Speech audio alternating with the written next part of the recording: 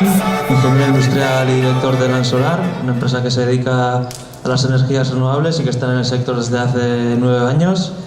Los 2 primeros años más que nada se dedicaban a la energía solar térmica, luego a la fotovoltaica, y después de la crisis, entre comillas, de la energía solar, pues ampliaron un poco su rango de acción, y actualmente la biomasa es a lo que más se dedican. Y bueno, ya cuando quieras, Rubén, te cedo la palabra. Vale, es que recasco. Arratsaldeon, buenas tardes. Yo os voy a hablar de diferentes alternativas, de aplicaciones que se pueden hacer en la edificación, en la vivienda, a partir de las energías renovables. Y la idea es que conozcáis un poco qué son las diferentes alternativas, en qué consiste, Entonces voy a empezar hablando de algo que no es propiamente energías renovables, pero que, bueno, luego veremos qué relación puede tener con las renovables. Y voy a empezar hablando un poco de sistemas de calefacción que se utilizan habitualmente en el hogar, los radiadores y el suelo radiante. Y quiero mencionar el suelo radiante porque no todo el mundo lo conoce, y es una alternativa que cada vez se empieza a poner más, que tiene ventajas frente a los radiadores y que además se encaja muy bien con el mundo de las renovables. Bueno, un radiador ya sabéis lo que es, casi todo el mundo tiene radiadores en su casa. Es el sistema más habitual de calefacción. Entonces, bueno, pues un radiador es un emisor de calor que lo que hace es intercambiar calor con el medio ambiente, creando una convección, y que se caracteriza porque no tiene partes móviles. Un radiador calienta de 2 maneras: por radiación, que es por proximidad. Si tú te acercas a un radiador notas el calorcito que emite, pero sobre todo por convección. Lo que hace un radiador es crear una corriente de aire, de forma que la estancia en la que está el radiador se va calentando poco a poco con esa corriente de aire, y se caracteriza porque la temperatura en esa estancia es mayor cuanto más alto estemos. Es decir, si nosotros cogemos un termómetro y lo ponemos a nivel del suelo y lo ponemos a nivel del techo, en el techo vamos a tener 3-4 grados más que en el suelo. ¿Qué es un suelo radiante? Pues un suelo radiante es un suelo que se convierte en un gran radiador. Se caracteriza porque es a baja temperatura, y esto de la baja temperatura es interesante porque el hecho de trabajar a baja temperatura luego nos va a permitir trabajar con diferentes sistemas de renovables, y se caracteriza porque la forma en la que calienta un suelo radiante es de la forma que veis aquí. Es decir, vamos a tener más calor en la zona baja y menos calor en la zona alta. Justo el sentido contrario a que como trabaja el radiador. El radiador genera mucho calor por aquí y poco por la zona baja. Entonces, bueno, el sentido común nos dice que la forma de calentar ideal, adecuada, sería la de un suelo radiante. Y de hecho, un suelo radiante, además de ser más confortable, nos ahorraría calefacción frente al sistema tradicional de radiadores. Es un sistema más caro, pero en 7, 8, 10 años ese costo adicional de poner un suelo radiante frente al sistema de radiadores lo vamos a recuperar en forma de ahorro. Vamos a ver un poco cuáles son las ventajas de un suelo radiante. Primero, es estética, no se ven los elementos. Los radiadores son unos aparatos que tenemos en la pared y que muchas veces nos estorban. En el suelo radiante no hay nada a la vista, es el propio suelo. Es saludable, no crea turbulencias de aire, polvos, no reseca el ambiente. Importante, no reseca el ambiente, es mucho más confortable que el sistema de radiadores. Es económico en el sentido de que vamos a ahorrar en calefacción.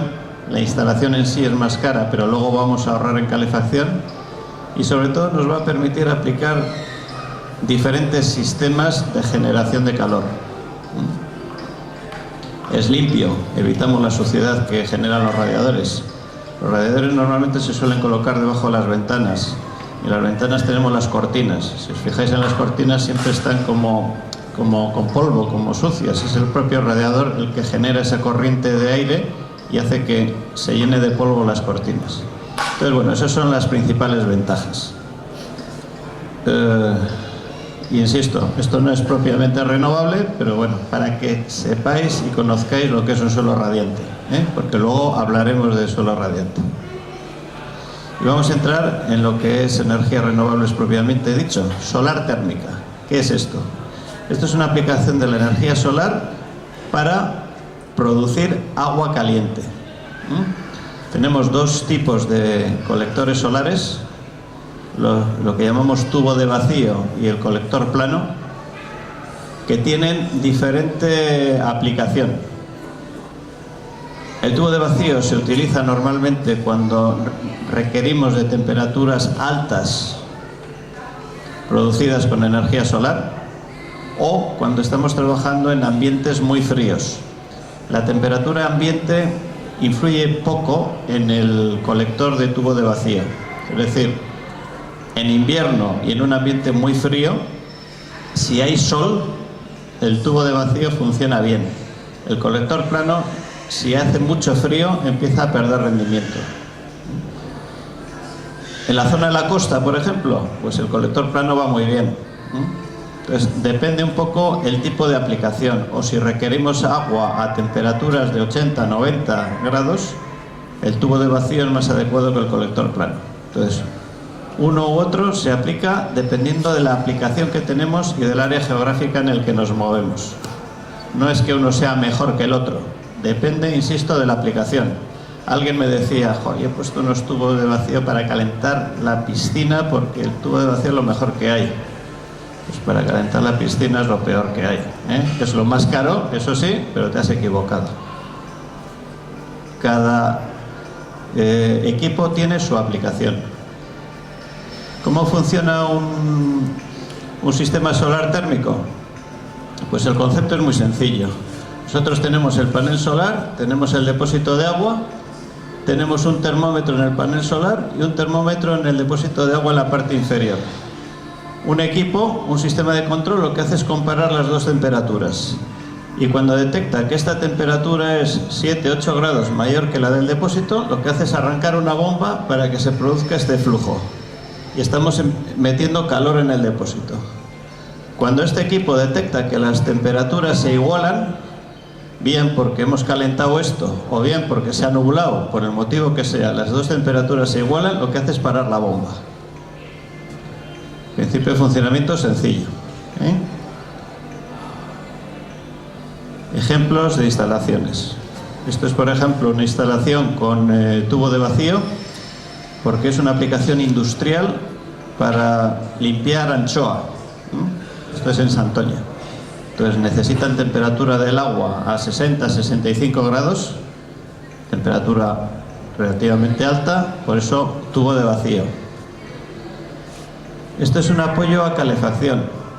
Es decir, ¿se puede apoyar calefacción con energía solar?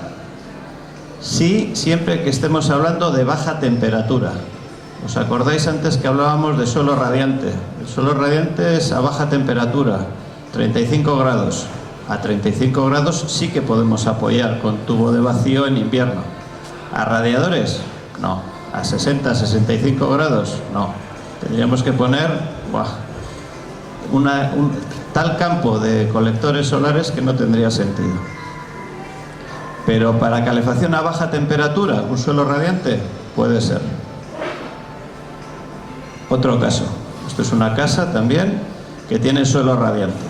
Estamos apoyando la calefacción, estamos apoyando el suelo radiante con tubo de vacío. Esto es una aplicación con colector plano. Esta es una residencia de ancianos. El agua caliente estamos precalentando con colector plano. Estamos en la costa. Otra residencia de ancianos. Aplicación colector plano para agua caliente. Bueno, pues ya habéis visto un poco lo que es la solar térmica y para qué se utiliza. Ahora vamos a hablar de la fotovoltaica. Es la otra aplicación de la energía solar. Fotovoltaica, lo que vamos a hacer es producir electricidad.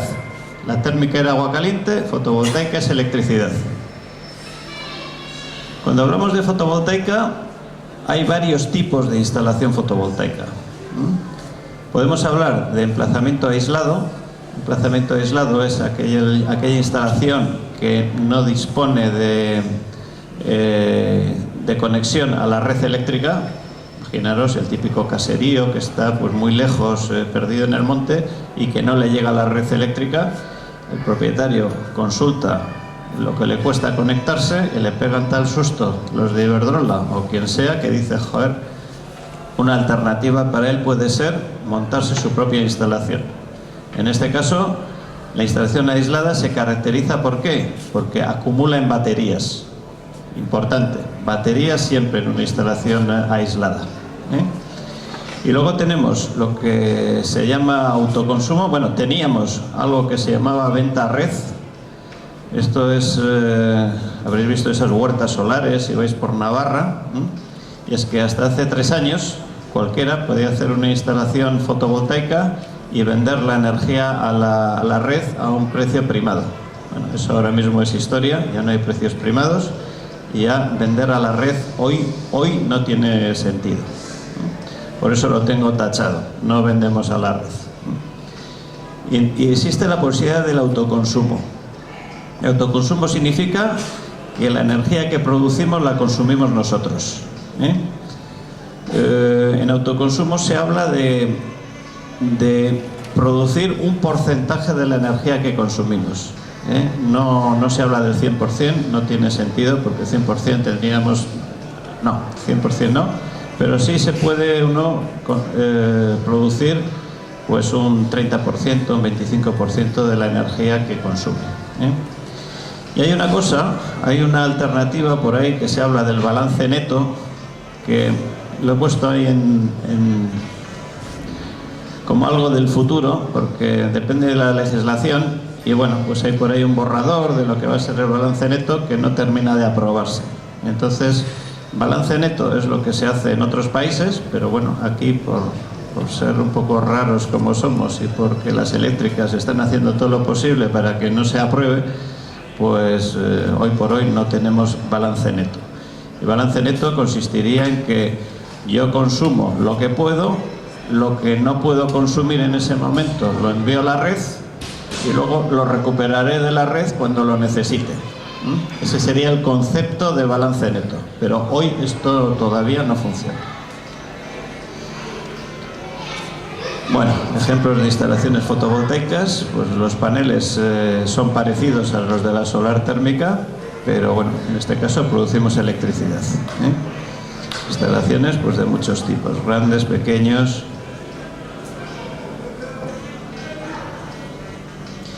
Vamos a hablar ahora de geotermia y aerotermia, de la bomba de calor. La bomba de calor es una máquina que hace que el calor se mueva en sentido contrario al que se movería de forma natural. Me explico. Nosotros en la calle tenemos 10 grados y aquí dentro tenemos 18 grados. ¿Cómo circula el calor? Pues el calor va hacia allá, se nos está yendo hacia la calle. Y si nosotros queremos que el calor venga de la calle hacia adentro, ¿eso se puede hacer? Se puede hacer con una bomba de calor. No vamos a explicar ahora el detalle de cómo funciona una bomba de calor, pero bueno, todos en casa tenéis una, el frigorífico. El frigorífico es una bomba de calor. Bueno, pues esa máquina hace que el calor se mueva en el sentido contrario al que se movería de forma natural. Bueno, pues la geotermia se basa en la bomba de calor y en que en el suelo nosotros tenemos un gran depósito de calor.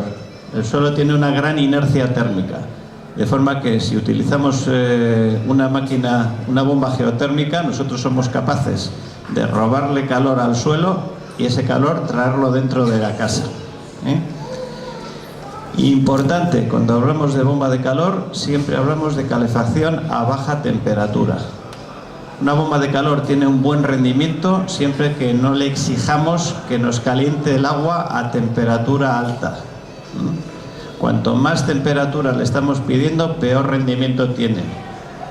Pero si le pedimos una temperatura de 35 grados, por ejemplo, que es lo que se utiliza en un suelo radiante, una bomba de calor tiene un rendimiento estupendo. Entonces, la geotermia consiste en Bueno, primero, hay dos tipos de geotermia, la vertical y la horizontal. La vertical consiste en hacer unos pozos en el suelo, colocar unos captadores verticales y utilizando esa máquina vamos a ir extrayendo calor a ese suelo y se lo vamos a transmitir a un suelo radiante, por ejemplo. Las perforaciones que se hacen en una geotermia vertical suelen tener una profundidad pues en torno a 100, 150, 200 metros, depende un poco del tipo de suelo que tenemos. Y bueno, se utilizan 2 o 4 tubos para, digamos, enviar ese fluido que va a volver, que va a robar el calor al suelo y que va a volver a la máquina. El tipo de suelo que tenemos es importante. No es lo mismo un suelo de roca o un suelo en el que hay un nivel freático alto. Un suelo que sea muy húmedo con mucha agua es bueno. ¿Por qué? Porque va a intercambiar bien calor. Y la geotermia horizontal sería el mismo concepto, pero en vez de profundizar a 150 metros, pues vamos a tener como un suelo radiante, el mismo concepto de un suelo radiante, pero en el jardín de casa, que va a estar a una profundidad pues normalmente en torno a 1 metro, 1,5 metros. Vamos a necesitar una superficie que viene a ser 1,5 o 2 veces el de nuestro suelo radiante. Si tenemos 200 metros cuadrados en casa, pues en el jardín vamos a tener 300, 400 metros cuadrados. Y el concepto pues es el mismo, una máquina, la bomba de calor, que va a robar calor a ese suelo y nos lo va a transmitir a nuestro suelo radiante. Este sistema suele ser algo menos eficiente que el de la geotermia vertical, pero sensiblemente más barato, ¿eh?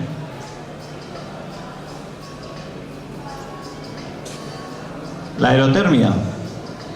El concepto viene a ser otra vez la bomba de calor. En este caso, nosotros lo que vamos a robar ese calor es al aire. En la geotermia se lo robamos al suelo, aquí se lo robamos al aire.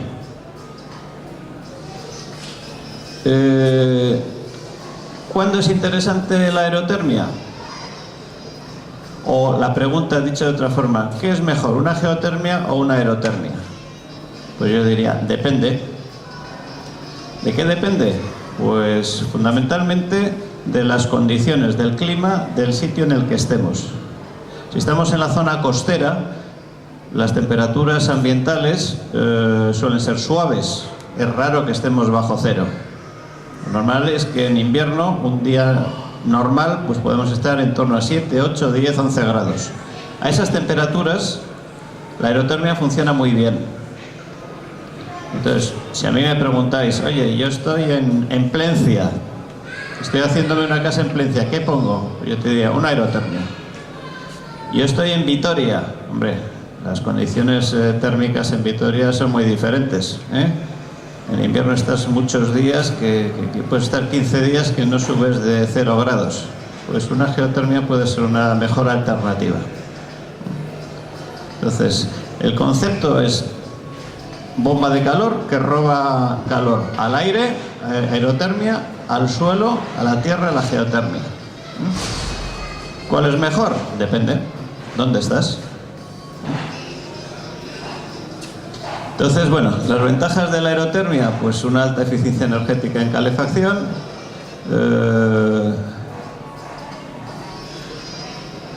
hay una cosa que en las bombas de calor que se llama COP o COP, que es un poco por cada kilovatio eléctrico que utiliza la máquina, cuántos kilovatios térmicos me produce.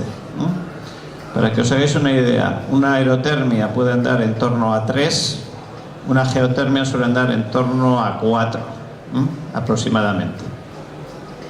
O sea, la geotermia pues normalmente es un poquito más eficiente que la aerotermia. Pero insisto, depende de dónde estéis, ¿eh? Si estáis al lado de la playa, pues no tiene demasiado sentido hablar de geotermia. Biomasa. Bueno, vamos a hablar del pellet. Biomasa en principio significa madera. Madera puede ser troncos, puede ser pellet, puede ser... Nosotros vamos a enfocarnos más hacia el pellet. Y la primera cuestión es, ¿qué es el pellet? El pellet es un combustible de madera virgen, seca, prensada, formando estos pequeños cilindros. El peso específico viene a ser en torno a 700 kilos, 650, 700 kilos el metro cúbico. Y la forma que tiene, pues es una forma peculiar, que lo que permite es que el pellet pueda circular a través de tuberías. Y eso es muy importante. Tú cuando consigues que algo pase por tuberías, puedes automatizar el proceso. Y automatizar el proceso significa que vamos a quemar madera, vamos a quemar leña, pero de una forma totalmente automática. Eso es importante, ¿eh? Automático significa que va a funcionar igual, exactamente igual que una caldera de gas o una caldera de gasóleo. Y estamos quemando leña. Bueno, ¿cómo se produce el pellet?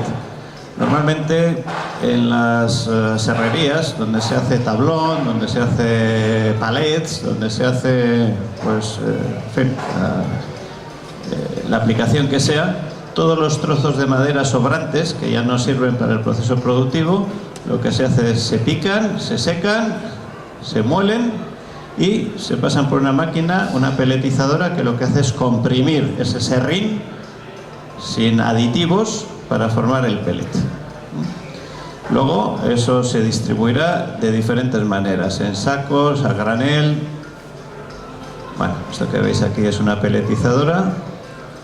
Y ahí veis los pellets como van saliendo, y una cuchilla va a pasar y los va a ir cortando, ¿eh? Para darles la forma que habéis visto. ¿Cómo podemos comprar el pellet en el mercado? Pues principalmente de dos maneras. En sacos, suelen ser sacos de 15 kilos, sacos relativamente manejables, un peso razonable, o se puede comprar también a granel. Granel, la forma de que te suministren el pellet es similar o muy parecido al gasóleo.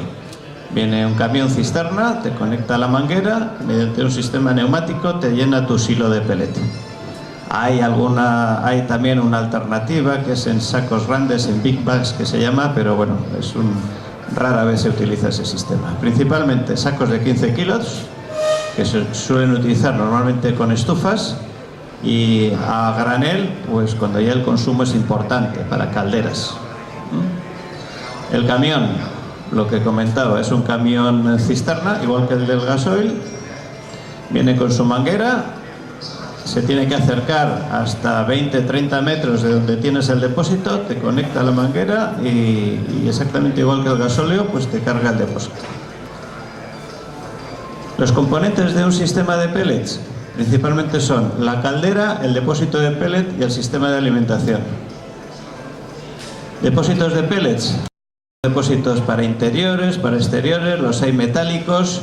Un tipo de depósito que se utiliza mucho es este que veis aquí, que es una estructura que puede ser de madera o puede ser metálica, y el pellet va dentro de una especie como de saco que es textil. Va colgado, no toca, digamos, ni el suelo ni las paredes, con lo cual pues te evitas riesgos de humedades, de condensaciones. La forma de alimentar la caldera, pues normalmente se utiliza un sinfín cuando el depósito está cerca de la caldera, y si no tenemos esa suerte, que tenemos que poner el depósito a 5, a 8, a 10 metros, pues un sistema neumático. Un sistema similar al que utiliza el camión para descargar los pellets. Ventajas e inconvenientes del pellet. Bueno, pues como todo tiene sus ventajas y sus inconvenientes. Las ventajas principales son el precio del combustible. El pellet es muy económico y tiene un precio muy estable. Cuando digo económico, quiero decir que la misma cantidad de calor con pellet nos va a costar un 50% de lo que nos costaría el gasóleo.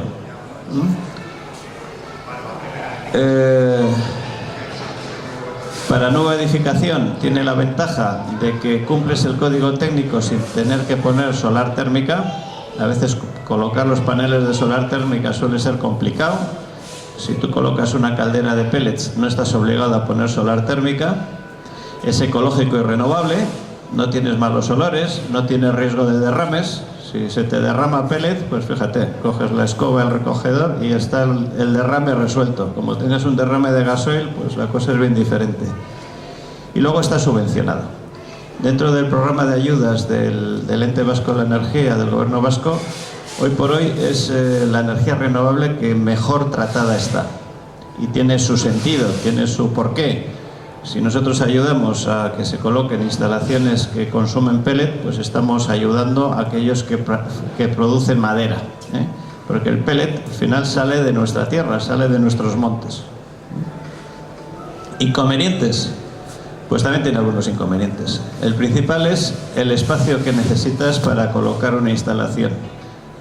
Sobre todo el silo de pellets. El silo de pellet es voluminoso, ¿eh? Comparado con un depósito de gasoil, pues ocupa 3 veces más. Y muchas veces pues la dificultad técnica que nosotros encontramos es que en la sala de calderas, donde había un depósito de gasoil y una caldera de gasoil, pues se hace difícil meter la caldera de pellets con su depósito. El precio de la instalación es otra pega. Las instalaciones con caldera de pellet son sensiblemente más caras que una instalación de gasoil. Bien, es verdad que tienes ayudas, tienes subvenciones, pero una caldera de pellets es mucho más cara que una caldera de gasoil, ¿eh? Y bueno, y más grande, ¿eh? Si os dais una vuelta por ahí veréis que las calderas de pellets comparadas con las de gasoil, joder, son el doble de grandes, ¿eh? Y luego las cenizas. Para mí esto entiendo que no es un gran inconveniente, pero bueno, pero lo es. El pellet genera cenizas. Entonces esas cenizas hay que sacarlas y bueno, deshacerte de ellas pues tampoco es que sea un gran problema, ¿eh? Normalmente una caldera de pellet se pone en una casa de campo y la ceniza es un buen abono. O sea, que lo puedes utilizar con las plantas, lo puedes echar en el jardín, ¿eh? Y para terminar, vamos a hacer una pequeña comparación de sistemas. Unos números para que os hagáis una idea de por dónde nos movemos. Y esto lo hemos hecho, pues hemos cogido una vivienda unifamiliar de 200 metros cuadrados y hemos hecho un cálculo de uso de calefacción. Hemos calculado que en una vivienda unifamiliar de este tipo utilizaríamos o necesitaríamos 26.000 kilovatios hora año para tener un buen confort. Que utilizaríamos otros 4.000 kilovatios hora año para el agua caliente sanitaria. Estamos hablando de una vivienda en la que hay 5 miembros que se duchan habitualmente o casi todos los días y que su consumo total va a ser en torno a 30.000 kilovatios hora año. Y con eso pues hemos hecho unos números comparativos aproximados, o sea, tampoco los toméis al pie de la letra, es que a mí me han hecho un no, al pie de la letra no, pero bueno, para que sepáis por dónde se mueven los números. Y hemos comparado gasóleo, propano, pellets, aerotermia y geotermia. Y hemos supuesto precios, bueno, ahora mismo el gasóleo está un poco más barato que esta cifra que hemos puesto aquí. Estos son números de hace unos meses. Y en base a esto hemos hecho un cálculo de lo que nos costaría una instalación y de lo que nos costaría el mantenimiento, el coste del combustible de esa instalación en un año, ¿eh? Entonces, para que os hagáis una idea, cuando decimos que una instalación de gasóleo nos cuesta 4.500 más 4.000, estamos hablando de una vivienda nueva que vamos a hacer de 200 metros cuadrados, nos referimos a instalación de la caldera de gasoil con su sala de calderas más la solar térmica, porque sabéis que estamos obligados a colocar solar térmica si no ponemos otro sistema renovable, ¿eh? Cuando hablamos de propano hablamos de lo mismo. Si ponemos pellets no estaríamos obligados a poner solar térmica. Lo mismo si ponemos aerotermia o geotermia, ¿eh? Y aquí tenéis una idea aproximada de cuáles serían los costes de la inversión. Y en base a esos precios que hemos hablado de los diferentes tipos de energía, hacemos también una comparativa de lo que costaría la calefacción y el agua caliente de esa vivienda en un año. Entonces veis que hay una diferencia sensible entre los sistemas tradicionales gasóleo y propano frente a pellets, aerotermia y geotermia. Que bueno, este salto es importante entre este grupo y este, pero entre ellos veis que no hay tanta diferencia. La más económica sería la geotermia, y los pellets y la aerotermia estarían no a mucha distancia y bastante próximos entre ellos. Entonces, bueno, pues a veces cuando haces una casa dices, yo quiero geotermia, yo quiero aerotermia. Bueno, pues aquí podéis comparar un poco de qué cifras os vais a estar moviendo en un caso o en otro. Y dicho esto, pues yo termino mi presentación. Espero que esto os haya servido para entender lo que son los diferentes sistemas y qué es lo más adecuado en cada caso. Muchas gracias. Bueno, eskerrik asko, Ruben. Gogoratu Josuren hitzaldian ostian zuen galderak itzeko espazio okiko zuela. Recordar que, bueno, cuando después de que termine la ponencia de Josu, tendréis vuestro espacio, vuestros minutos para aclarar cualquier duda o pregunta que tengáis. Y bueno, voy presentando a nuestro siguiente ponente. Él es Josu Salazar, también es ingeniero industrial y es gerente socio de Equidom. Equidom es una empresa instaladora de berries que también lleva 9 años en el sector. Y bueno, es de aplicación de energías renovables en la edificación. Y bueno, la charla de la ponencia de Josu se llama Casos para un ahorro energético en el hogar. Así que bueno, Josu, cuando quieras ponemos la presentación y le cedo a él la palabra.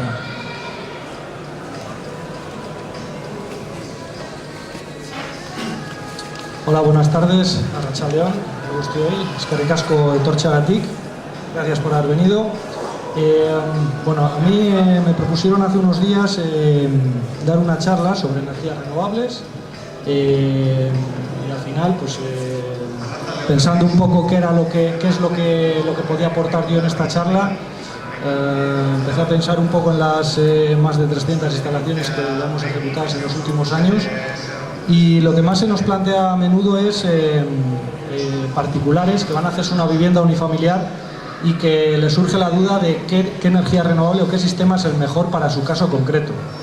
Porque, bueno, aparte de lo que podéis pensar muchos y lo que pueda creer la gente, no es que la geotermia sea el mejor sistema, ni las calderas de pellets son la panacea, ni el gasoil es lo peor que hay siempre. Al final hay que analizar una serie de premisas para cada caso, para cada vivienda tipo, teniendo en cuenta una serie de condicionantes, y en base a esto decidir, teniendo en cuenta una serie de criterios y sobre todo la experiencia, decidir qué tecnologías limpias pueden ser las más idóneas para cada caso concreto. Estas tecnologías las ha estado explicando Rubén, la verdad es que muy bien, muy acertadamente, y yo lo que voy a intentar es plantearos 10 casos concretos de instalaciones que hemos desarrollado en los últimos años, instalaciones que se han ejecutado, casos reales de la zona alrededor, planteándoos pues, qué tecnologías limpias decidimos implantar y por qué, teniendo en cuenta pues, las particularidades de cada caso. Vamos a ver si empieza esto. Aquí veis un poco la idea general, ¿no? Al final tenemos una serie de viviendas unifamiliares, digamos que en toda la comarca, y algunas de ellas, solo algunas, tienen implantadas energías renovables, ¿no? La idea es que con el tiempo cada vez sean más las viviendas que acaben teniendo energías renovables en sus viviendas. Os marco en verde en lo que nos vamos a centrar, que van a ser los 10 casos prácticos o casos reales relacionados con las energías renovables, pero previamente me gustaría explicaros un poco, brevemente, cuál es la metodología que usamos para analizar cada caso concreto, luego qué cuestiones o qué parámetros conviene considerar. Eso, digamos que es cosecha propia de entrevistas con multitud de clientes. Vemos un poco qué parámetros son los que tras el paso de los años y las instalaciones, más conviene tener en cuenta para decidirse hacia una tecnología u otra, ¿no? Luego os hablaré sobre qué conclusiones sacamos de todos estos casos reales, cuando usamos biomasa, cuando usamos aerotermia, cuando usamos geotermia, el suelo radiante, qué nos aporta. Bueno, Rubén ha explicado cada tecnología lo que es. Yo no me voy a parar a explicar cada tecnología, a definirla, sino que voy a ir a una parte más práctica, a explicaros los casos concretos. Y luego finalmente os hablaré pues, hacia dónde va el hogar autosuficiente, el hogar del futuro, entre comillas, en cuanto a energías renovables se refiere. Empezamos. Bien, la metodología de análisis que utilizamos es muy sencilla. Al final se trata de reunirse con el cliente, hacer una serie de entrevistas previas. Durante estas entrevistas el cliente normalmente nos aporta planos, nos aporta información. De ahí concluimos que el cliente está interesado en una chimenea, en una cocina, tiene un interés más estético que le pueda aportar estos elementos, o requiere de algún sistema automático. Por lo tanto, descartamos todo lo que pueda ser manual, como una chimenea o una cocina. Vemos dónde se va a edificar, en la zona en la que se va a hacer esa vivienda, si es en la costa, si es en interior, si es en altura.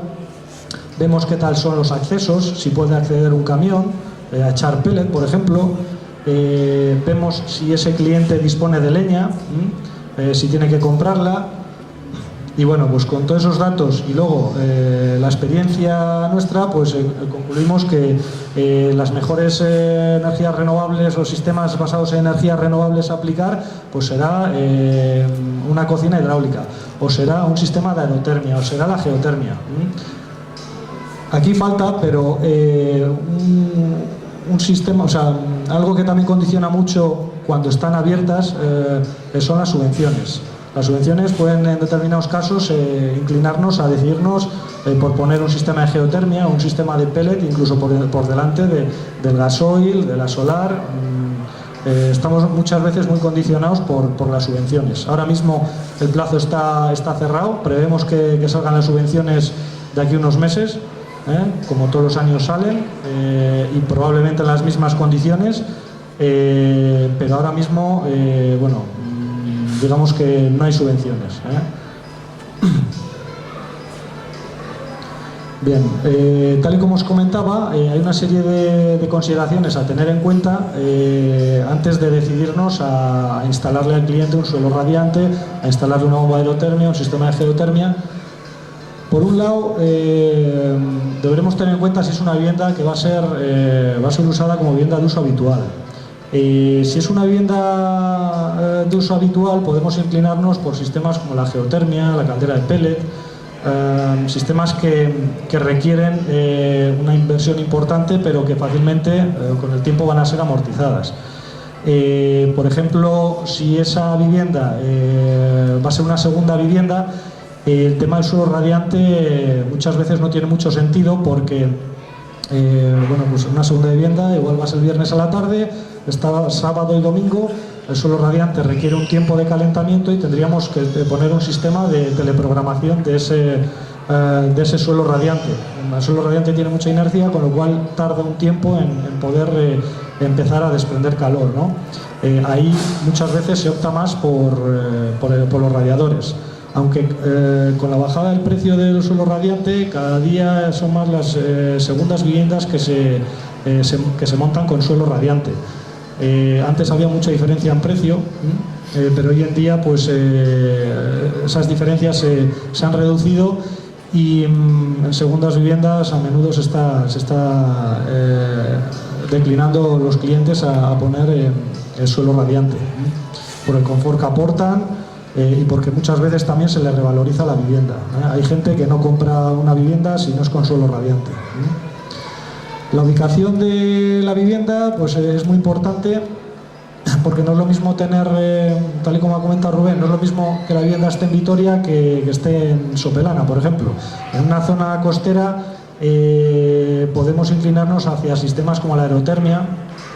En cambio, si vamos a localidades de interior, normalmente la tendencia es ir más a sistemas basados en biomasa o geotermia, dependiendo cómo sea el terreno.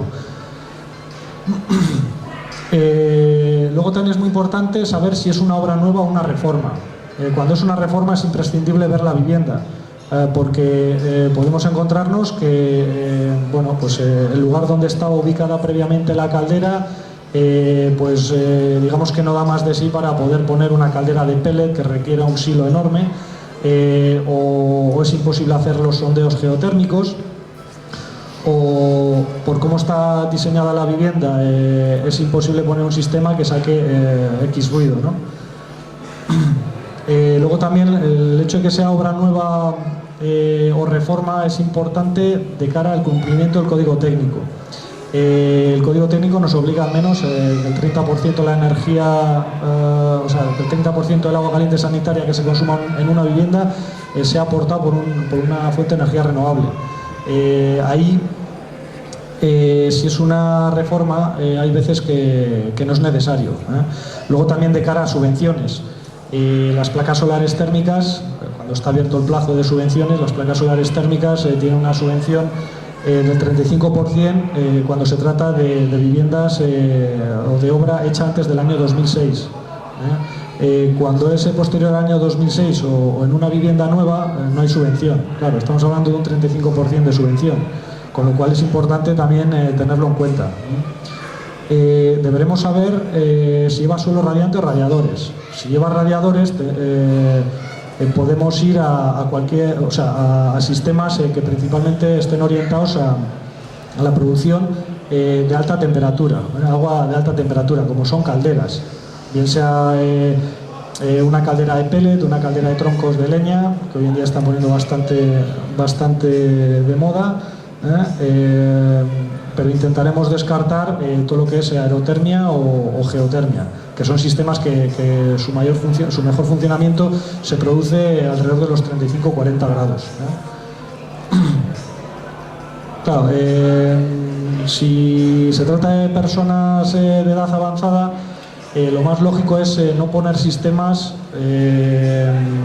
que requieran una alimentación manual, aunque luego en la práctica es muy difícil porque, bueno, te viene un cliente que lleva toda la vida usando la chapa o usando la chimenea, le planteas poner un sistema automático como puede ser una caldera de pellet y la verdad es que les echa un poco para atrás, ¿no? Porque al final, curiosamente, los sistemas más automáticos los ponemos en gente joven y los sistemas más manuales nos lo demandan la gente mayor. Entonces está claro que al final el cliente siempre tiene que estar a gusto con el sistema que ponga y no quedarse nunca con la pena de no haber podido poner una chapa calefactora o una chimenea porque realmente era un sistema de pellet lo que mejor se adaptaba a su vivienda, ¿no?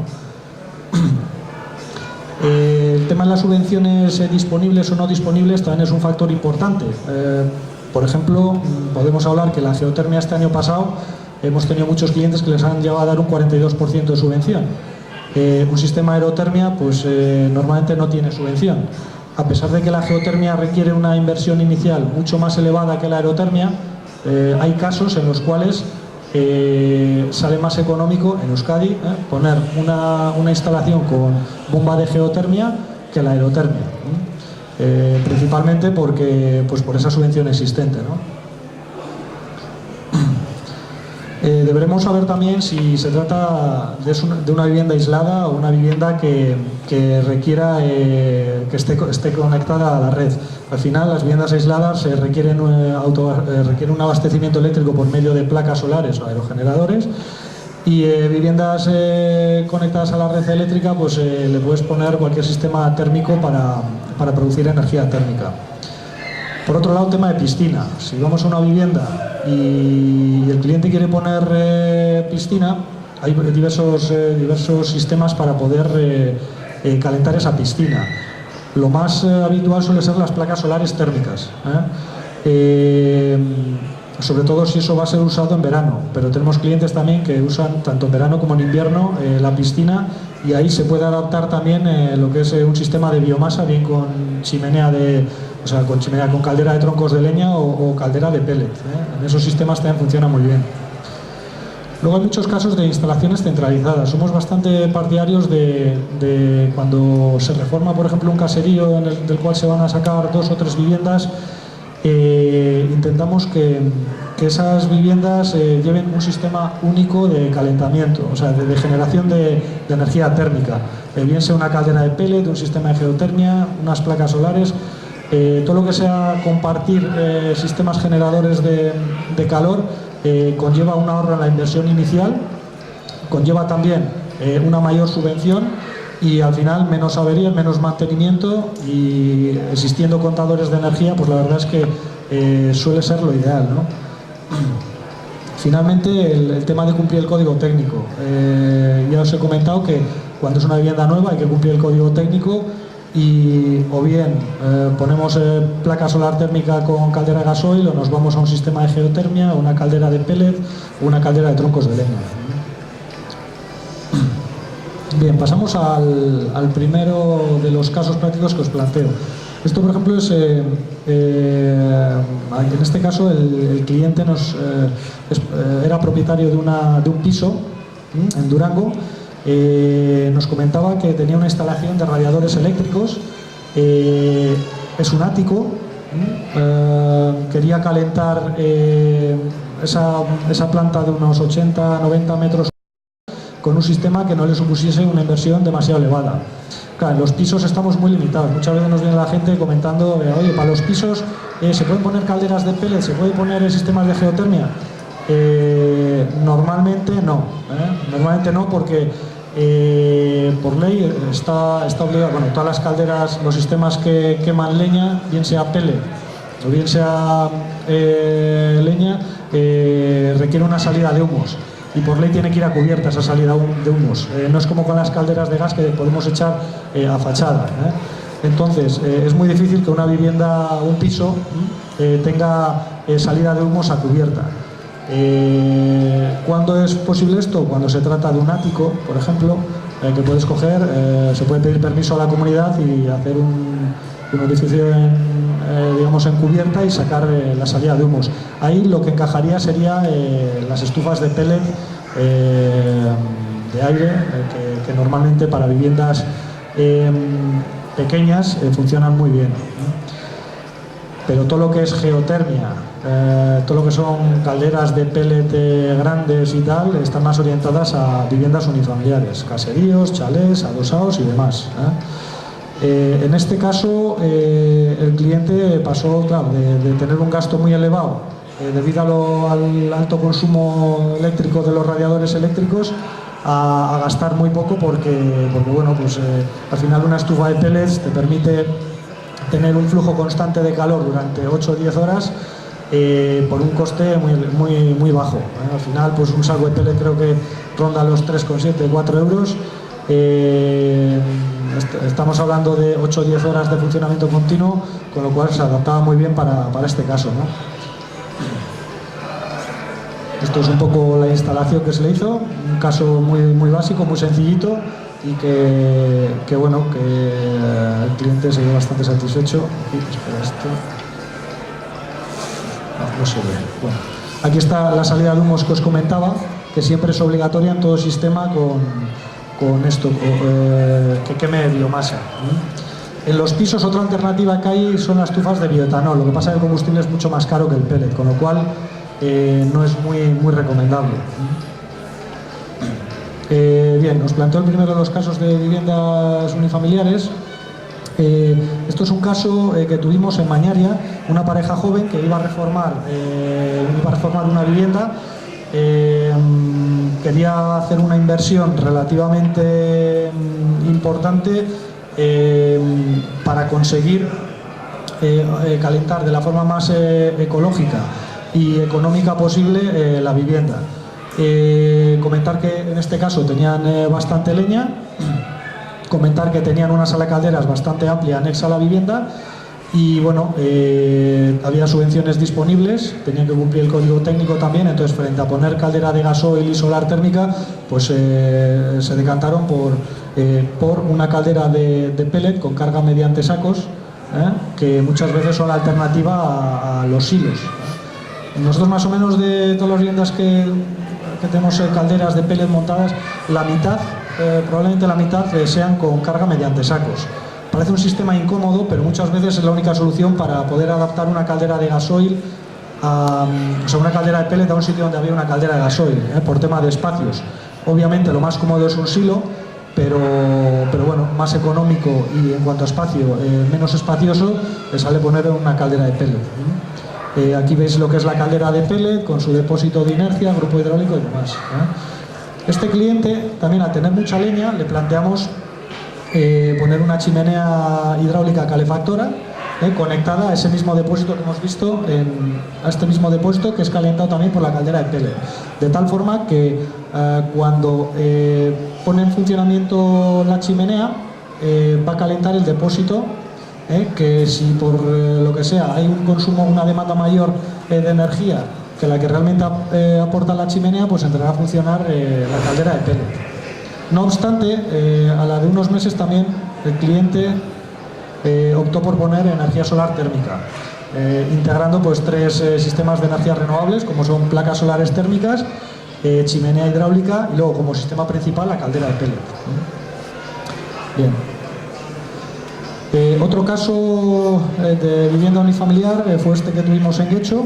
Se trata de una zona costera. Aquí no había acceso a leña. La verdad es que en la margen derecha es normalmente la tendencia es a poner aerotermia. Era, bueno, vivienda de uso habitual. Se trata de un matrimonio de unos 50 años con 2 hijos que tampoco es que tuviesen mucho tiempo y no querían andar con leña. Entonces optaron por poner una bomba de aerotermia, conectada a un depósito de inercia que luego, a su vez, al paso de los meses, bueno, pues no sé, empezaron a traer leña de un familiar y estos depósitos, que son multienergía, les permite integrar otros sistemas fácilmente, con lo cual pudieron coger y estéticamente poner una chimenea calefactora también, de tal forma que pudieron integrar los 2 sistemas en un único depósito. La ventaja que tiene esto es que la bomba de aerotermia funciona muy bien hasta los 5 grados. Cuando baja de 5 grados la temperatura ambiente, digamos que el rendimiento del COP, que ha explicado antes Rubén, disminuye bastante. Entonces, para esos días entra a funcionar la chimenea y digamos que el COP ese tan bajo se compensa con el uso de la leña.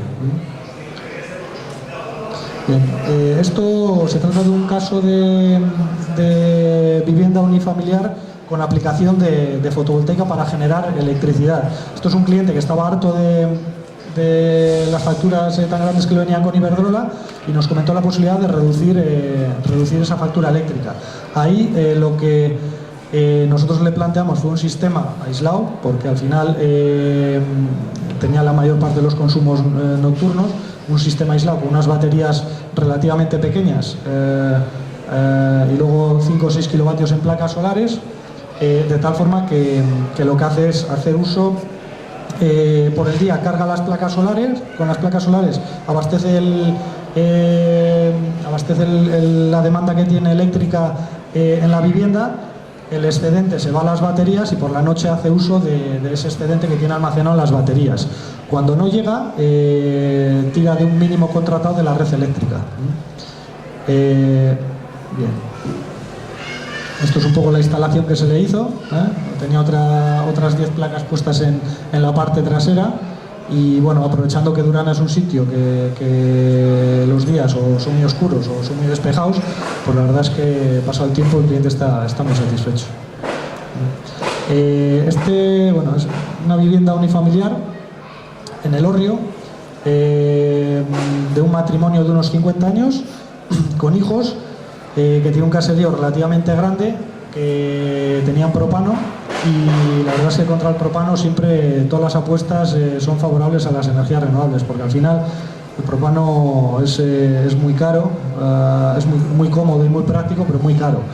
En muchos sitios es la única alternativa andar con las botellas de propano, pero con las energías renovables pues la verdad es que se adaptan muy bien a todo tipo de vivienda que está planteada con propano. En esta vivienda el cliente tenía radiadores, con lo cual se le podía poner cualquier sistema basado en biomasa. Al ser el hórreo no estimábamos que la aerotermia fuese importante, o sea, fuese interesante, y el tema de la geotermia suponía una inversión demasiado elevada de inicio. Aparte que el cliente tenía conocidos. Muchas veces pasa que cuando vas a plantear una solución, los clientes conocen a un familiar o un vecino que tiene un tipo de instalación que les ha dicho que funciona muy bien y vienen ya con una idea preconcebida, ¿no? Nosotros lo ideal siempre es tener encima de la mesa todas las opciones y conocer las ventajas y desventajas, y a partir de ahí pues ir descartando las mejores o las peores, ¿no? En este caso la clienta lo que quería era un sistema que aprovechara la gran cantidad de leña que tenía, pero a su vez, dada la edad que tienen 50 años, pues querían un sistema que en caso necesario pudiese funcionar de forma automática, con lo cual nos declinamos por una caldera de troncos de leña y quemador de pellets, de forma independiente. Esto es un poco lo que veis aquí. Esto es la caldera de troncos de leña, que en caso necesario se le puede coger y echar pellet para que funcione de forma combinada. Posteriormente la clienta también puso placas solares térmicas para no tener que andar ni con la leña ni con el pellet en verano. Lo cierto es que al final, si tienes placas solares térmicas, la mayoría de las veces durante el invierno usas la caldera, pero tan pronto termina la época de calefacción, la gente suele funcionar casi exclusivamente con las placas solares térmicas.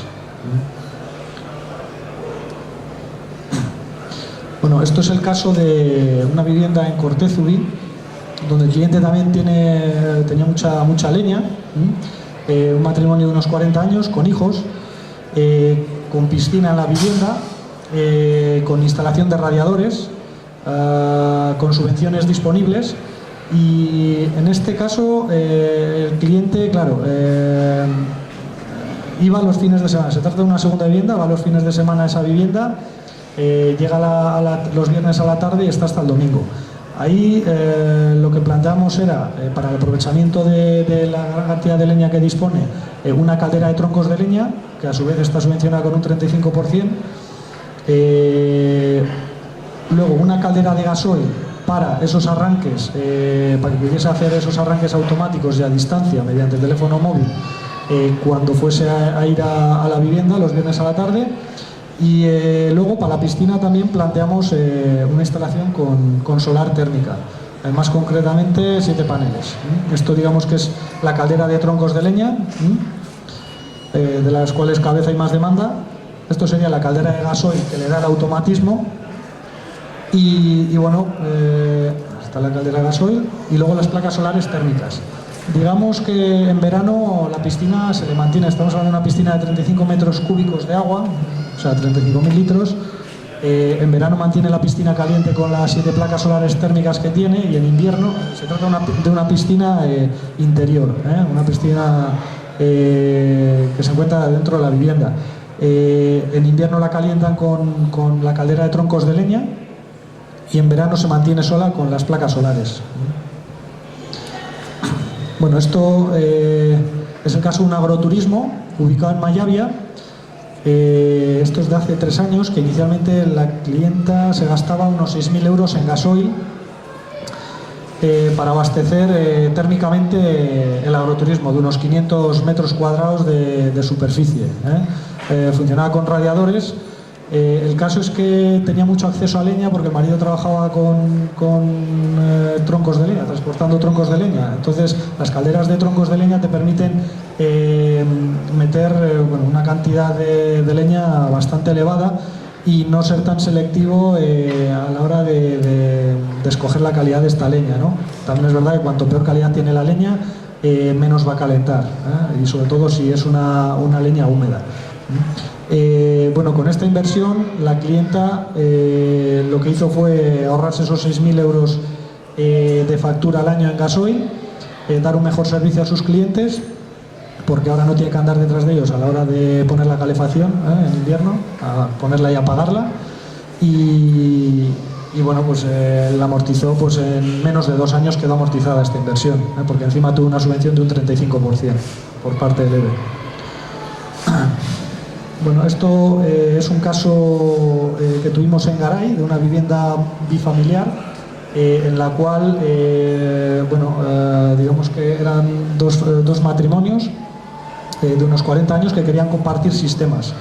Lo que hicimos fue ponerles un sistema de geotermia, porque el terreno indicaba unos datos bastante favorables, había unas subvenciones muy importantes, les concedieron cerca del 40% de subvención, con lo cual, como sistema centralizado y comunitario, se les implantó una bomba de geotermia vertical, con sus 2 pozos, sus 2 sondeos. Digamos que la inversión esta fue elevada, pero al ser compartida por las 2 familias, se amortizó bastante bien. Luego también les pusimos, bueno, esto es la bomba de geotermia con el depósito de inercia.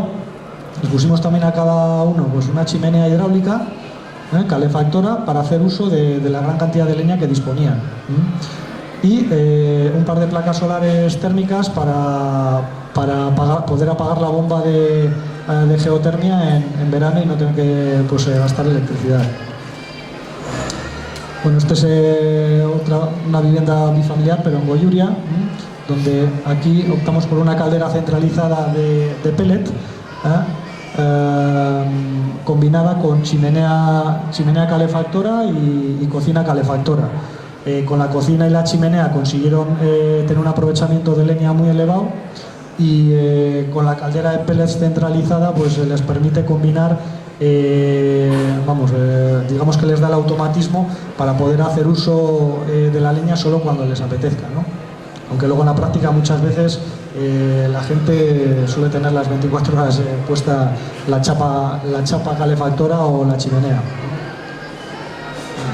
Bien, y este es el caso más, más completo que tuvimos. Se trata de un padre e un hijo en Achondo, enfrente de Amboto. Digamos que empezaron haciendo una inversión en una chimenea calefactora, porque ellos sí que tenían mucho acceso a leña. Se trata de una vivienda bifamiliar aislada, digamos que se encuentra del punto eléctrico más cercano, igual hay 1 kilómetro. Entonces les cobraban solamente por llevar la cometida eléctrica unos 70.000 euros,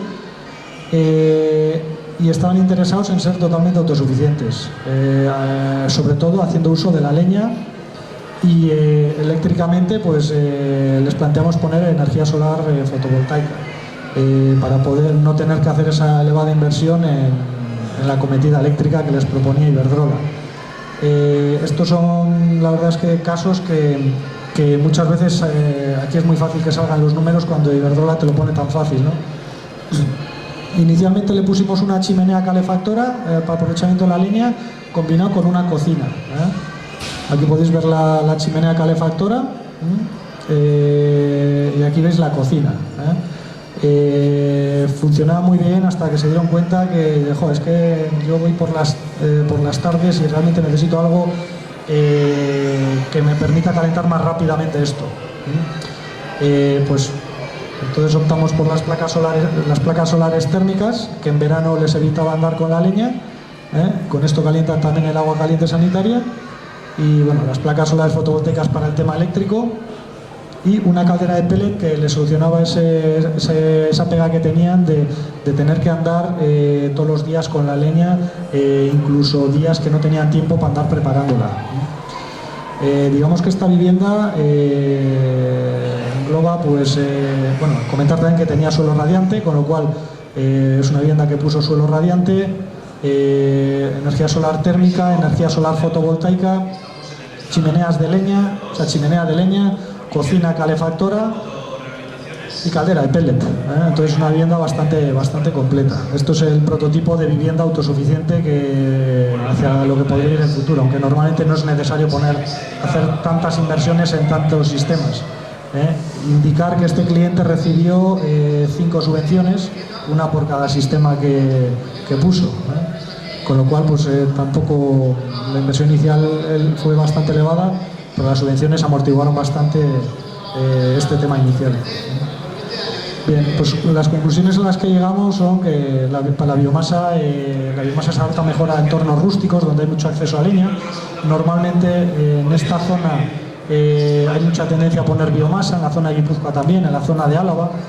En cambio en la zona de margen derecha, margen izquierda se pone menos, normalmente porque las temperaturas son más, hay un clima más templado, que te permite poner otros sistemas como puede ser la aerotermia para combatir el frío, ¿no?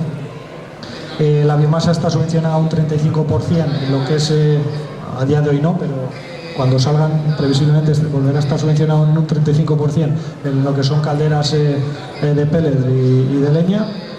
Cuando hablamos de chimeneas calefactoras y de cocinas calefactoras, las subvenciones rondan el 25%. Y nos permite cumplir el código técnico. Nos podemos quitar de poner placas solares térmicas y caldera de gasoil o gas poniendo una caldera de pellet o una caldera de leña. El tema de la solar fotovoltaica a día de hoy prácticamente solo tiene sentido cuando se plantean viviendas aisladas, o sea, viviendas que no tienen, Iberdrola no les conecta con la red eléctrica. Entonces ahí tendríamos que poner las placas solares, regulador inversor y baterías. De tal forma que no dependemos para nada de Iberdrola, pero por otro lado tenemos que hacer una inversión inicial pues bastante elevada. Normalmente suele tener un 30% de subvención. Cuando los consumos eléctricos son diurnos, todavía tiene más sentido la solar fotovoltaica. La geotermia y la aerotermia, pues antes está explicando Rubén, la geotermia tiene un rendimiento superior a lo que es la aerotermia. También requiere una inversión inicial bastante más elevada, porque sobre todo, pues digamos que la gran diferencia son los sondeos, que son bastante caros todavía. Lo que pasa que las subvenciones que tiene la geotermia, o que tenía, que previsiblemente tendrá, que ronda el 42-44%, pues muchas veces la hacen más atractiva que la aerotermia, a pesar de que estemos hablando de una mayor obra.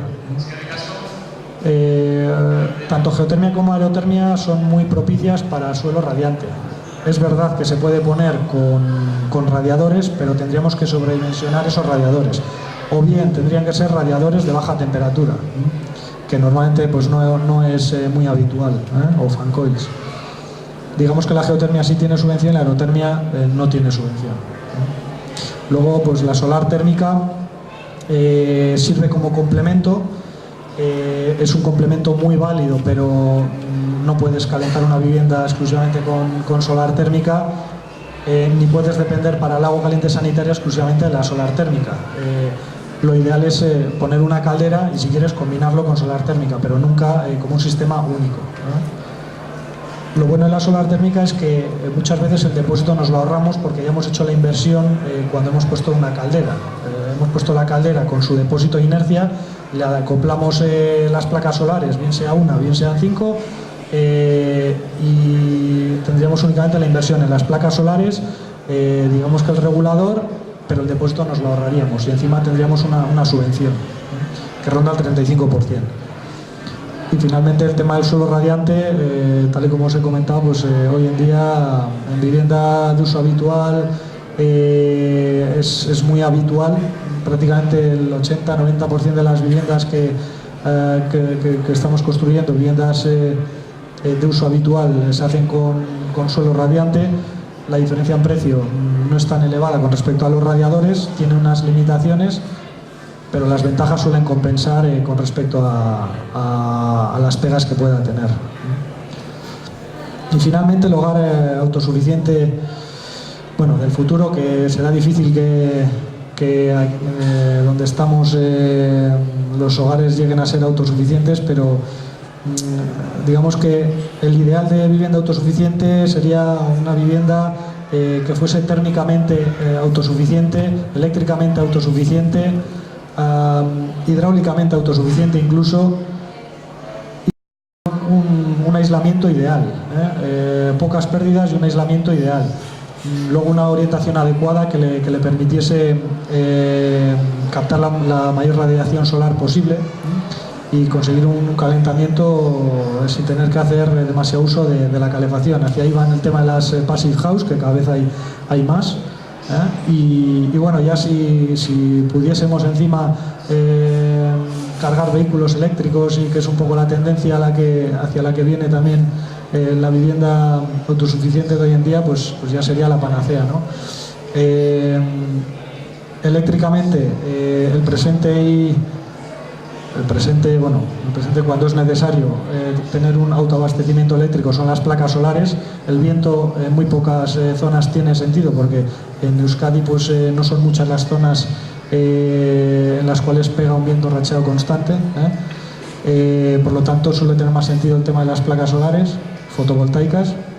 El autoabastecimiento térmico se podría conseguir con cualquiera de las tecnologías que hemos comentado, bien sea sistemas basados en biomasa, bien sea sistemas como la geotermia o la aerotermia, y el autoabastecimiento hidráulico, pues digamos que podrías hacer tu propio pozo para no depender de la red hidráulica.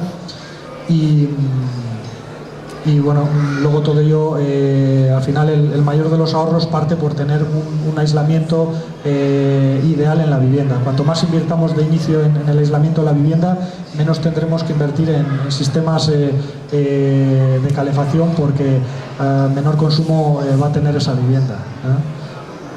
Y bueno, muchas gracias por la atención y pasaremos al turno de preguntas. A ver, gracias.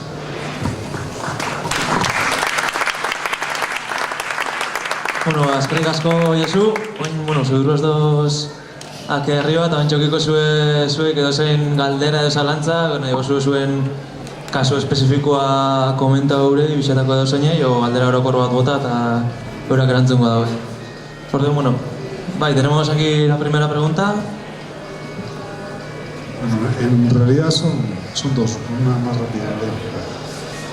Hay viviendas muy mal construidas por su antigüedad, 35 años, 38, o sea, que es la mía, y las pérdidas de calor, según las termografías y tal, son tremendas. Estamos pensando en hacer alguna mejora con una rehabilitación, aislando mejor las viviendas. Vosotros como ingenieros habéis tenido experiencia o conocéis qué ahorro de energía se obtiene con un SATE, con una rehabilitación con SATE o con fachada ventilada.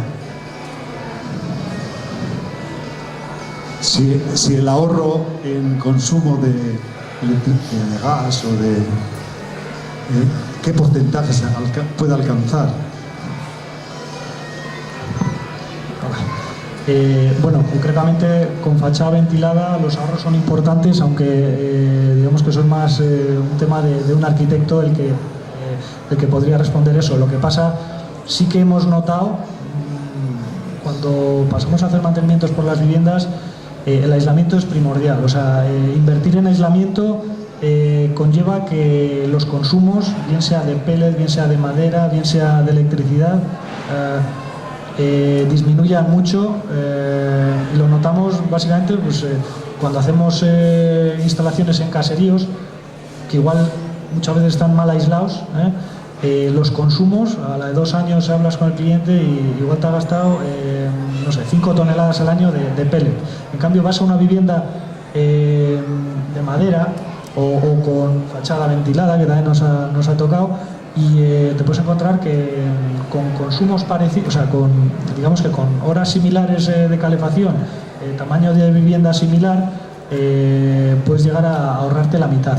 Puedes estar gastando la mitad de combustible por haber hecho una inversión mayor en un aislamiento más propicio. Bueno, de hecho, en los países nórdicos y donde más frío hace, la tendencia también es a poner viviendas de madera y con con aislantes muy desarrollados, aislamientos muy desarrollados, porque es tal el ahorro que supone invertir en un aislamiento muy bueno que suele merecer la pena.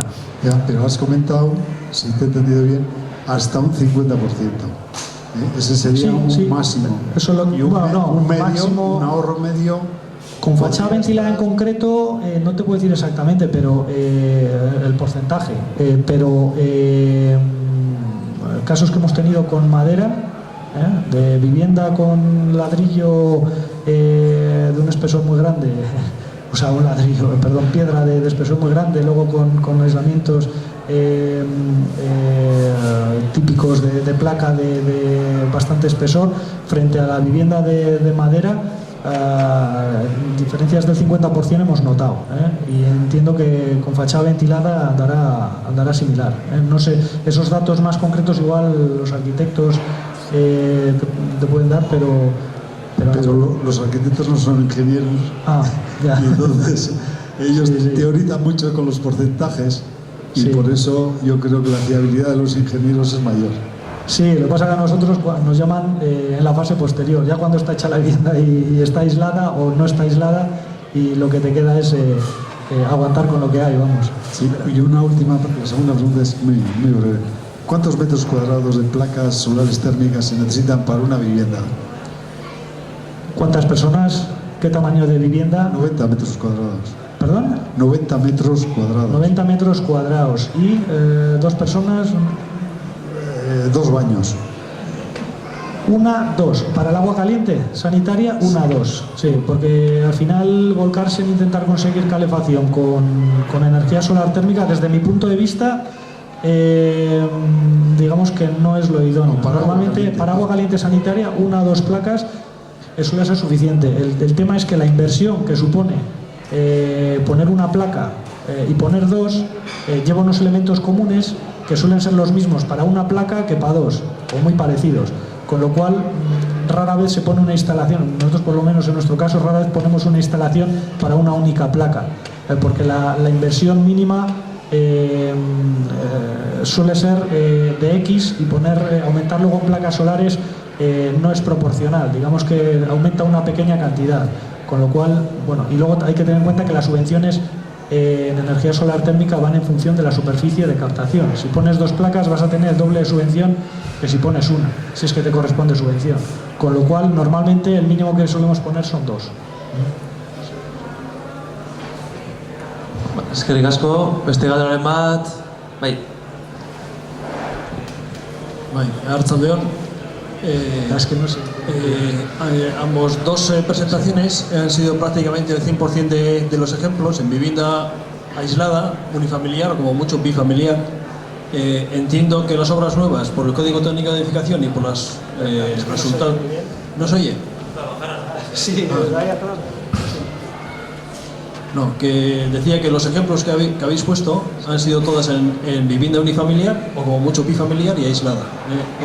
Entiendo que por el Código Técnico de Edificación y por los ahorros que se dan por la comparativa que se ha puesto, hoy día no tiene sentido ni es legal, entiendo, por el Código Técnico de Edificación, no hacer que cuando hay una obra nueva o una rehabilitación grande, no hacerla con energía renovable, entiendo, ¿no? Y en vivienda, bueno, entonces, bueno, primero, es verdad que no hay, en principio entiendo que ni legal ni económicamente saldrían los números con energía no renovable, lo cual es un éxito, entiendo. Para vivienda colectiva, en principio no se trabaja en estos ámbitos, la demanda es menor, no hay este tipo de inquietudes. Vivienda colectiva te refieres a bloques de viviendas. Bloques de viviendas, tanto nuevas, en obra nueva, como cuando hay una rehabilitación. Entiendo que también tiene que cumplir el Código Técnico y a este respecto no es tan exigente como viviendas unifamiliares. Sí, bueno.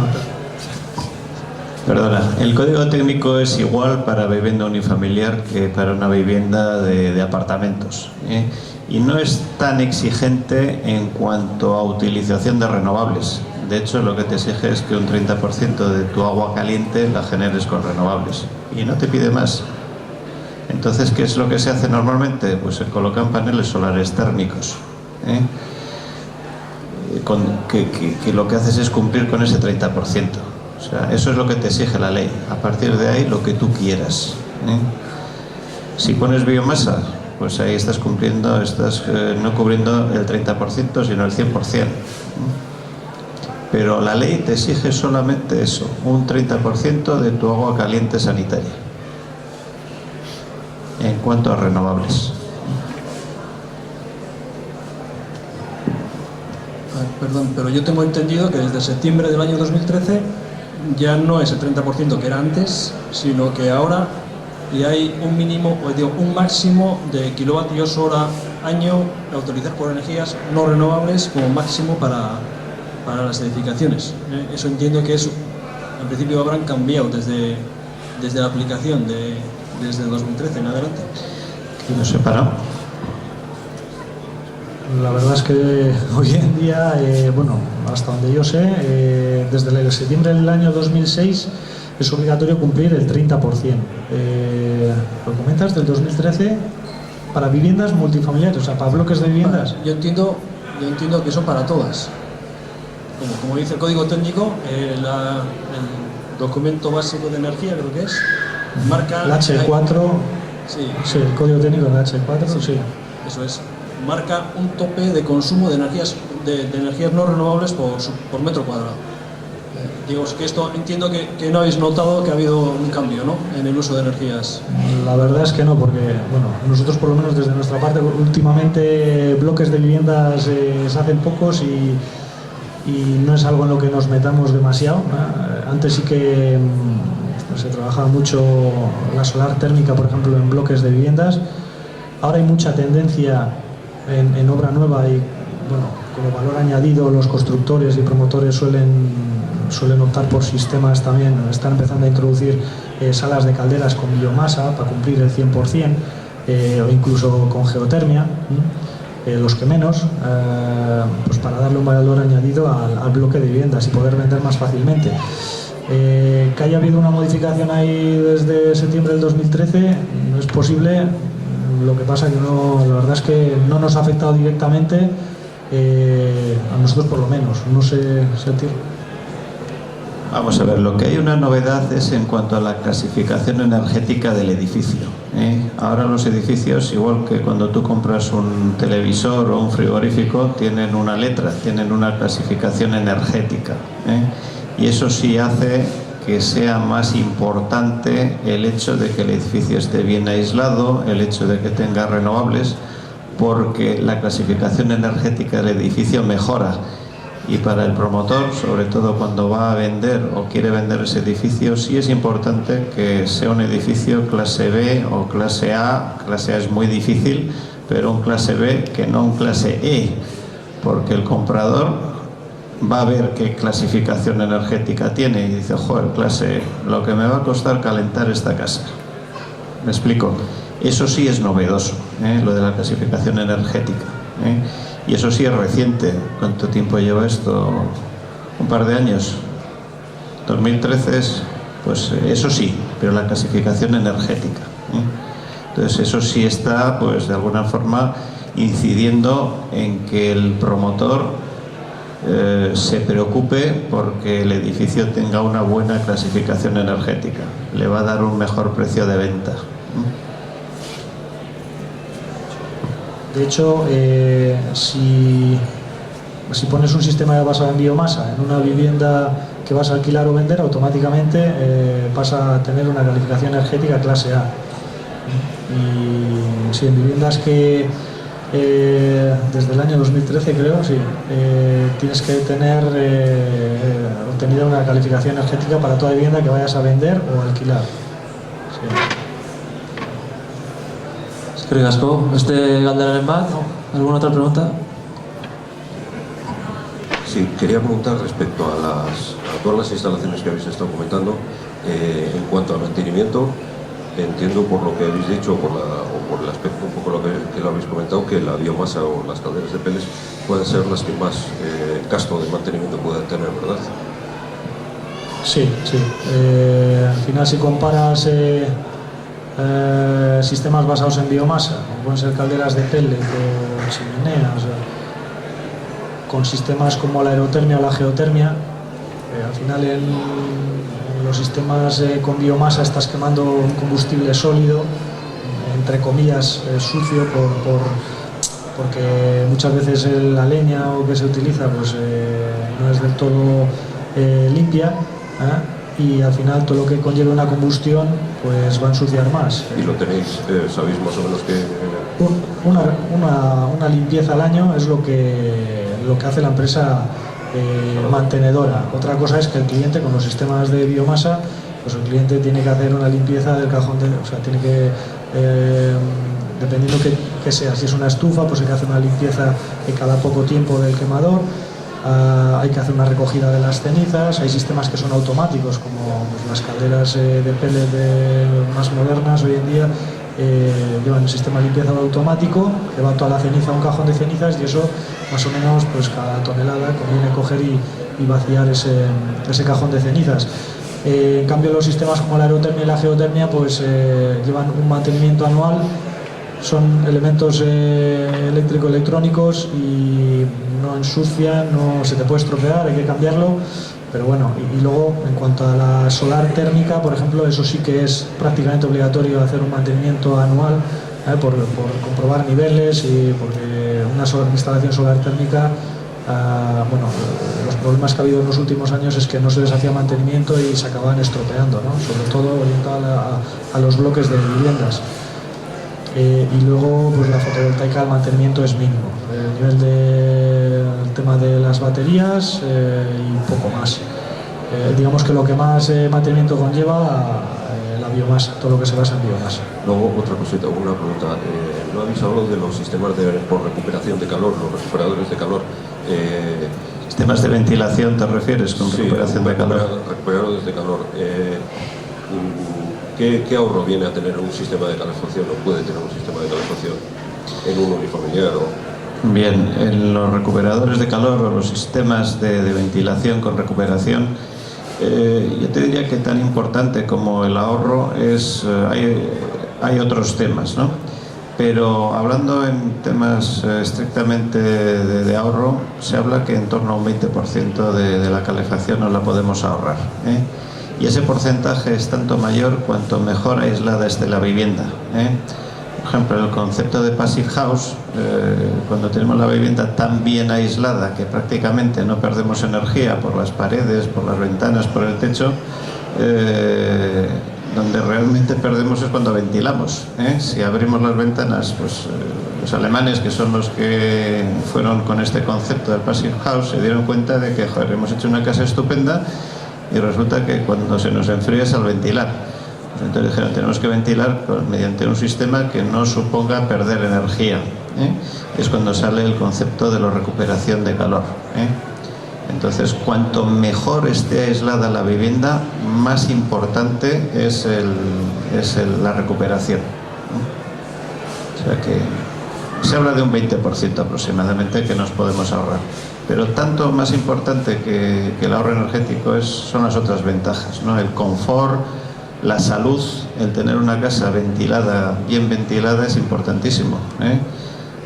¿Qué es lo que suele pasar normalmente? Pues fíjate, las parejas, por ejemplo, que trabajan los dos, se van de casa a las 7:30 de la mañana y vuelven a las 7 de la tarde, pues ¿cuándo se ventila? Joder, pues ponte a ventilar a las 7 de la tarde, que tenemos 7 grados, 8 grados en la calle, pues abres la ventana un minuto y ya la estás cerrando. Lo que pasa es que como en obra nueva es exigible, ¿no? Por el código técnico es exigible también la ventilación de la vivienda, ¿no? Bueno, a partir del año, me parece que es del 2020, va a ser obligatorio ya el uso de ventilación con recuperación de calor. Ahora es exigible la ventilación de la vivienda en obra nueva. Exigible, sí, la ventilación sí. Me refiero ya a la recuperación de calor.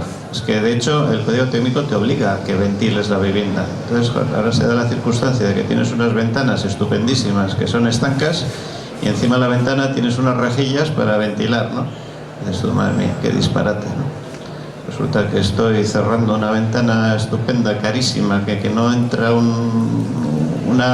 no entra una gota de aire, y encima pongo una rejilla para que entre el aire.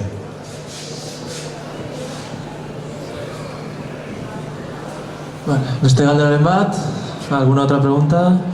Bai.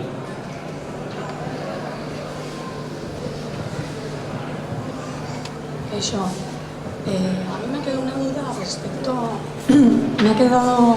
una duda respecto a la legislación. Bueno, os comento nuestro caso. Vivimos en una vivienda ya de 45 años, un piso. Es un cuarto piso, último piso, y en su día tenía chapa. Entonces, bueno, la quitaron los propietarios y queremos poner, bueno, un sistema lo más eficiente posible. Y la duda es, ¿podemos instalar una caldera de pellets o una estufa hidráulica sin tener que pedir permiso, o porque tenemos directamente encima la chimenea, o no? ¿Tendríamos que pedir a la comunidad el permiso? Esa chimenea existía en principio. Son tubos de aireación. Los tubos de aireación que vienen desde el primero, y claro, nosotros nos encontramos porque tenemos ya los 4 tubos que nos vienen, que por cierto nos quitan un metro cuadrado. Y claro, si habéis tenido algún caso de poder reaplicar la salida de humos de cualquier sistema al sistema de aireación, al nuestro, ¿eh? Sí, sí.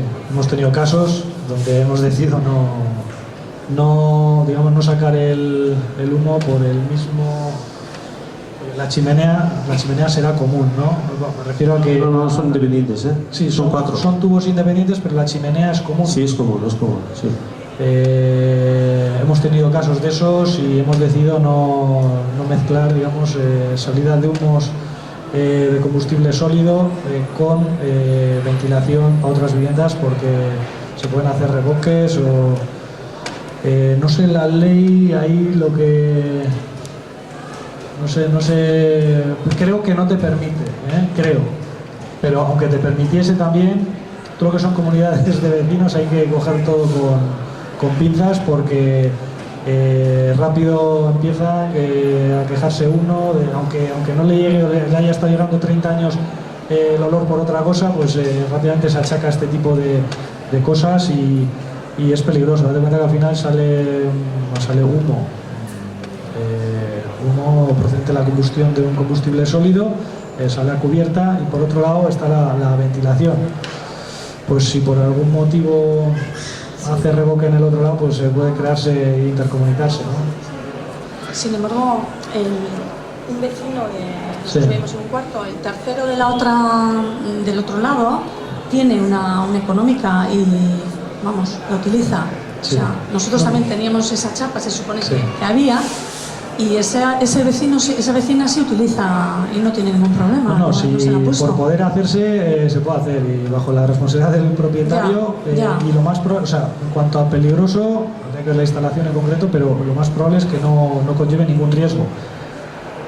Pero otra cosa es que, pues hombre, no es un poco peligroso hacer ese tipo.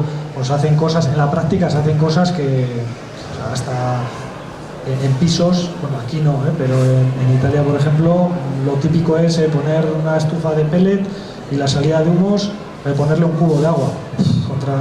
Y cuando se llena de hollín ese cubo de agua, se cambia el agua y ya está. Esos son cosas. Hay un montón de trucos o de posibilidades que tienen todo esto, que lo que pasa es que una cosa es que lo quieras hacer dentro de la legalidad y otra cosa es fuera de la legalidad. Si lo haces fuera de la legalidad, que eso no tiene por qué ser ilegal, pero en principio es un poco peligroso, pues sabes que te lo pueden hacer quitar. Y si te lo hacen quitar, pues... Sí. Lo más idóneo sería consultarlo primeramente con... Eso es, con los vecinos. Sí, eso es.